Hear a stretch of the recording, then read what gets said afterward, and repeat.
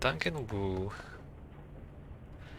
The clanking of metal followed by grunts from hard exercise erupt from the hatchway of Wu's cabin. The first thing you notice when you enter is its renewed cleanliness. The food cans are gone and his equipment is neatly laid out on his bedding, everything in its place. The next thing you notice is the smell. It's like a middle school locker room in July. Ew. Wu finishes his jumping jacks and grabs a towel off his bunk. His exposed flesh gleams with perspiration. Hey. Hey, how's it going? Better. He scrubs his sweaty head with the towel. I let myself wallow for a while, but now it's time to turn things around. We have work to do. If you say so, Duncan. What's your deal? Still thinking about Edward Zhang? Question mark? He rubs the towel under his arms, compartmentalized him. Edward Zhang is a topic in a file cabinet in my head. I'm only thinking about Raymond now, finding out what happened to him, what really happened to him. Taking it a moment at a time, huh? That's me, Mr. Focus. He continues stretching. We're getting close to the plastic-faced man, Duncan. I know, I haven't stopped thinking about him since we first saw him in that video. The one where he attacked Raymond in the tea house. He wipes down one side his neck with the towel, folds it, wipes down the other side. Listen, Simon, I'm not gonna press you to take me with you when you head out to snatch him. You take the right people for the job and then you get the job done, okay? But I want to be there when you interrogate him. I want to hear what he has to say with my own ears. Are you gonna have a problem with that? No, of course not.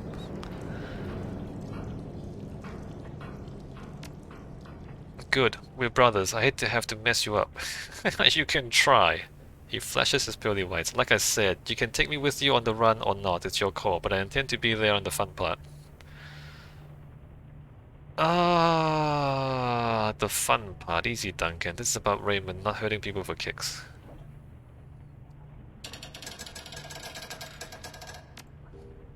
Knock off the easy Duncan crap, Simon. I'm not doing anything for kicks. He drops his towel on his bunk. This is the guy who knows what the hell's going on.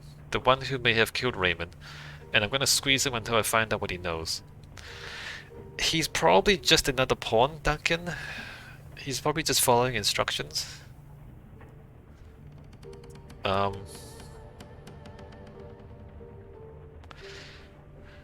We'll do what we gotta do to get the answers we need. Yeah. I mean, sometimes if you squeeze, you don't get the answers, Duncan. Just saying, right? Don't squeeze until you're sure you're supposed to squeeze. Damn right. I don't think he gets it. I don't think he gets it. Sometimes the more you squeeze, the fewer answers you get. Right. You told me you were resentful when I took off, but maybe it was about how Raymond handled this thing with Double Tray. Are we still talking about this? Nah, it was about you disappearing for 8 years without a word, but we're past that now.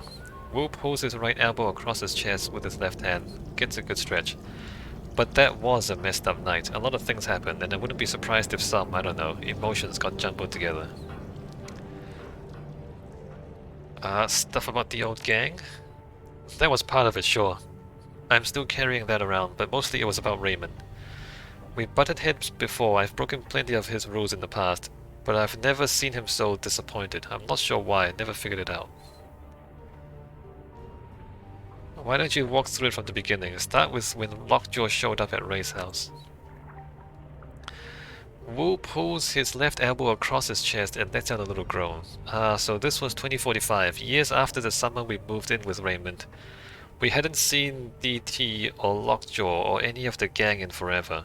Raymond's rules, no contact with our hoodlum friends, no visiting the squad to check up on them.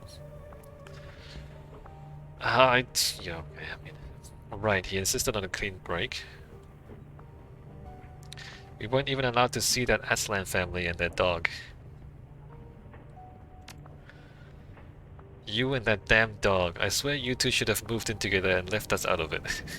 It's a good dog, Duncan. It's a good dog.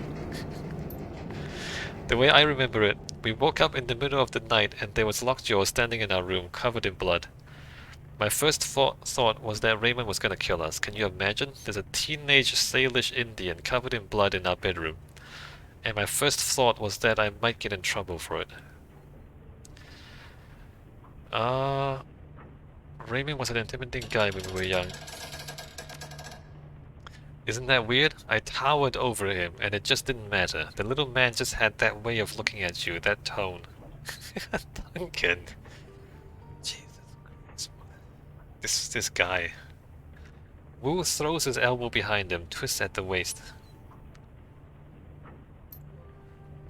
So Lockjaw's bleeding all over our bedroom, and you whisper yelling, "Where's DT? What happened to Double Tray?" 5 minutes later, we're dressed in black and on our way back to the Barrens.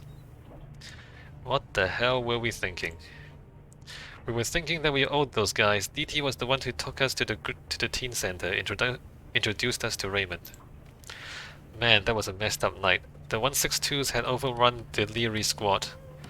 Better position to take on the nukes. Benzo and Husk were bleeding out. The Hernandez family was half-eaten. Half-eaten? And little Joe, that streetwalker with the electric false eyelashes, was lying on the floor in 2 parts. Alright. People died. But we got Double Tray out alive. He was the only one though. Wu stares at his boot. I can still hear Lockjaw screaming as the ghouls took him down. When the 162s wanted something, they did not play. Anyway, all of that was just lead up. He lets out a long, slow breath, but still it speaks to my state of mind that night. Why I wouldn't back down when Raymond met us at the door. You two really went at it. We both had the strength of the righteous. You and I had broken his rules out of loyalty, out of gratitude. He just didn't get that. He never understood where we came from. And now we know why. He wasn't just some do-gooder who took in some street kids. He was a rich guy used to getting his way. That's what made him so furious. I don't know, Duncan. I think it's because you thought we were playing him. I never thought of it that way before. Wu rubs his head thinking. He didn't just think we had broken his rules or that we'd backslid. He thought that we were still street hoods. That we were milking him, using him. No wonder he was so angry. He felt betrayed. I mean, people, am I right? But you were able to get him to calm down and see reason. Get him to see my side of the story. And all you said was that one thing. That thing he said his mother used to say to him when he was being obstinate. What the hell was it? Most people do not listen with the intent to understand. They listen with the intent to reply. He understands badly who listens badly. Listen to what you know instead of what you fear. Listen to what you know instead of what you fear? Most people do not listen with the intent to understand, they listen with the intent to reply. You know what, I like this one the most. Listen to what you know instead of what you fear. Listen to what you know instead of what you fear. Wu nods his head, remembering, yeah, that what you fear thing really got to him. Still not sure why.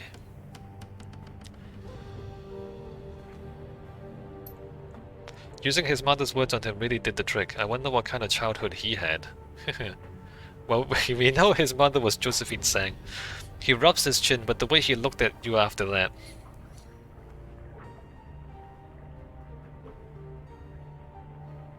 Crazy. He was furious with you, but all I did is quote his mother and I got the big chill.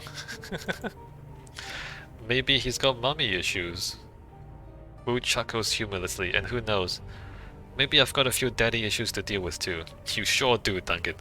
Guess I should try and keep an open mind when we see him. Alright, we'll talk later. Oh, this Duncan, man.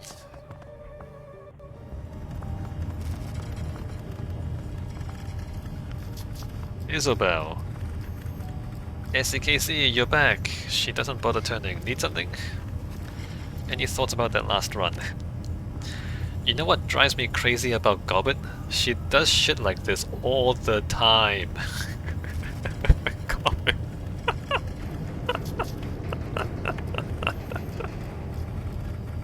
Yeah, we got Gobbet is Gobbet.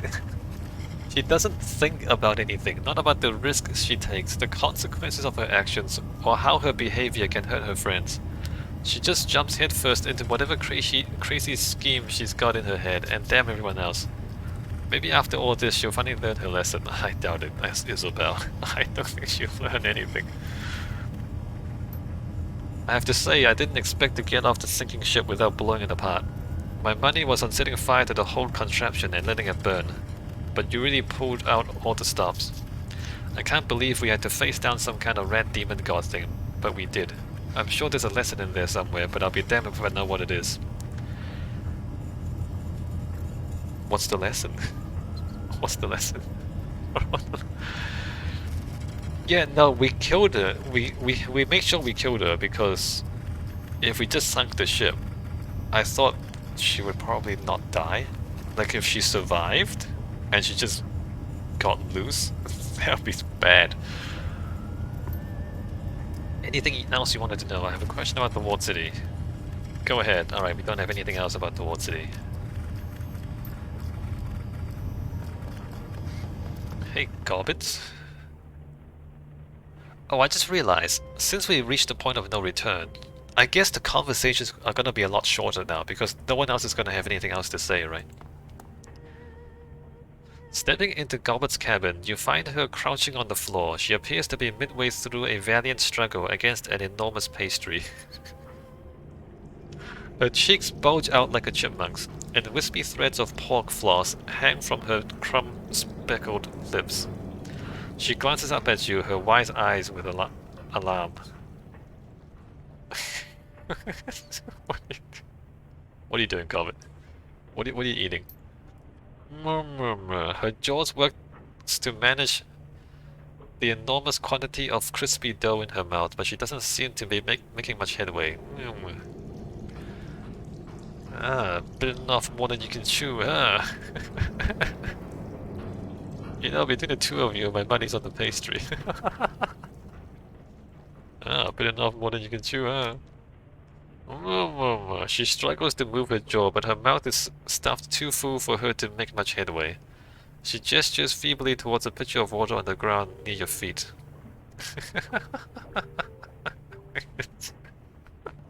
Hand her the pitcher. She tilts back the pitcher and sucks down its contents. As the water pours into her mouth, she's slowly able to work through the food stored in her cheeks. Finally, she lowers the water pitcher, coughing. What are you doing? What are you doing, Gobbet? Okay, yeah, note to self, the pastry terrace on Prince Edward Road makes them dry. She takes another swig from the pitcher, grimacing. Moist green apple and jelly trotter, my ass. That thing was like a desert made of pig.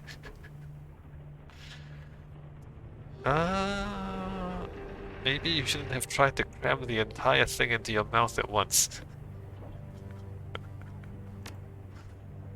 I was challenging myself for science. And it wasn't the whole pastry, it was just half of one. She lifts the remaining pastry for your inspection. The pork floss that coats its exterior looks almost festive. It's more reminiscent of a beige curly tinsel than a food. You want the rest? Sure. Sure, I'll take it. She blinks in surprise. Really? Sure then, it's all yours. Here, catch. She tosses the remaining pastry to you. It sails through the air, glistening suggestively in the dim cabin light. Catch it. You catch the flying pork brick out of the air. It's surprisingly dense, with a heft roughly equivalent to that of a softball. Softball. Eat it. You raise the pastry to your lips and take a bite. Seconds later, you can feel all of the moisture in your mouth evaporate. Gobbet wasn't lying. This thing is dry. The flavor is surprisingly palatable, though. Right? She blinks at you in astonishment. Huh, I can't believe you ate that. I'm impressed. You think you're the only rat shaman around here? If I ever get another one of those again, I'm gonna let it sit in a bowl of condensed milk for at least half an hour before I try putting it in my mouth. That might help, I don't know, reconstitute it, I guess. I don't know, it might work. Just drink plenty of water, Gobbet. Anyway, you probably want to talk about what happened on the raft, huh? I think that in your place I would. Let's talk about what happened on the sinking ship. Yeah, she sighs, we can do that. Hey, we got out alive! We killed the red demon thing. And people mostly didn't die. First off, I should thank you. You and Iz came to help me, even though I didn't ask you to, or want you to. Actually, maybe I should be upset about that, but the important thing is that you did help me. I'm not gonna say that I couldn't have handled it without you, but it would have been really, really dicey. Yeah, it would have been really dicey, Gobbet. You can say that again. The situation on that raft was pretty bad. I don't think that you could have done much, Gobbet, not after seeing what Melvina had turned the lower level into. You would have been fine. Me and Iz, we just made it a little bit easier for you. No, no, that's not even close to true. Did you see how many bodies there were? You can say that again. The situation on that raft was really bad. It was pretty bad. She nods grimly. Yeah, it was definitely that. On the bright side, we overthrew Melvina and put the raft back in Cat's hands. That feels pretty great. And the shiny object is at the bottom of Hong Kong Bay, lodged in a bank of silt and crab shit. That's pretty much where it belongs. Unfortunately, yes. But I've got to admit, something is gnawing at me. Before you and Iz showed up, I was gonna sink the raft. I'd gotten halfway through arming the charges, and I was gonna send the whole sinking ship down in flames. Everyone on it would have died, Cad and Yasmin, all of them, all because I made up my mind early and didn't want to change it. Kinda makes me think, how many times before now have I done what seemed like the right thing, you know, followed my gut, like I taught you, without realizing there was a better option?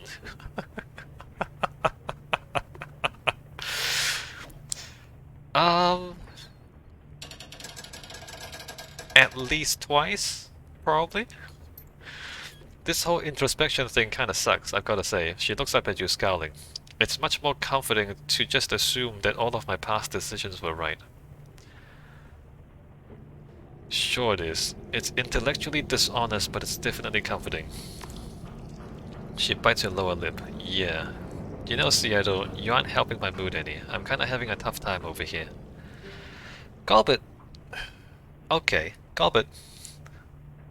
When I disagreed with you and changed your mind, we were still talking about things that were in the future, right? I stopped you from blowing up the boat before you blew up the boat. When we like reconsidered things, there was still time to reconsider things. Now, if you go and reconsider things that already happened many years ago, that doesn't help because you can't go back to change things, right? So there's only point in reconsidering if you have the ability to change what's gonna happen. If it's already happened, then there's no point thinking about it. Right? Easy. Done. She begins to pace, kicking piles of dirty clothes and blankets out of the way. Thrusting her hands into her pockets, she fishes out Madness and Folly and tosses them down onto her cot. I don't do this very often, reflecting is for mirrors, and not devastatingly attractive street shamans. I don't know how you hand-ringers deal with feeling this way.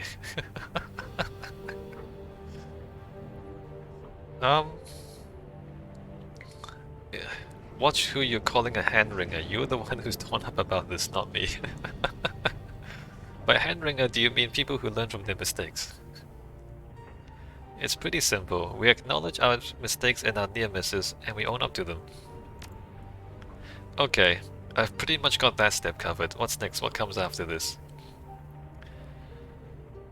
After you've suffered through your embarrassment for a while, you try to learn something from it. Huh. Your way is boring, Seattle, and it's complicated.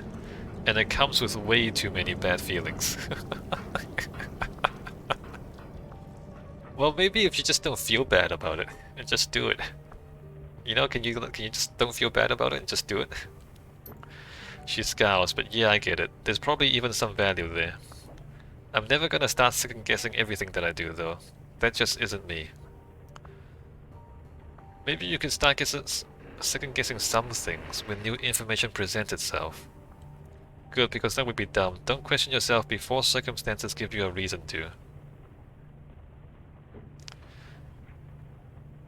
Yeah. Like, well...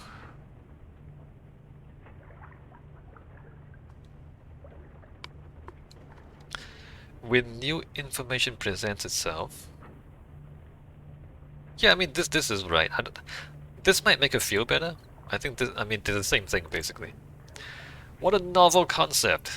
Yes, Seattle, I can do that, and I will from now on. Cross my heart. Anyway, things turned out the way that they did. I don't know what might have happened if we tried to do something different, but there's one thing that I can say for certain. Things are better in Hong Kong Bay than they were before we went to the sinking ship. We did some good out there, that's something. Yeah, it is. Oh, actually, there are two things that I can say for certain. I think that Rat is happy that the shiny object is gone. She fishes in her pocket for a few seconds, then produces a chunk of stone the size of a marble. It appears to be made of the same marbled red jade that the shiny object was. Check it out, she gave me a present. Wait a minute.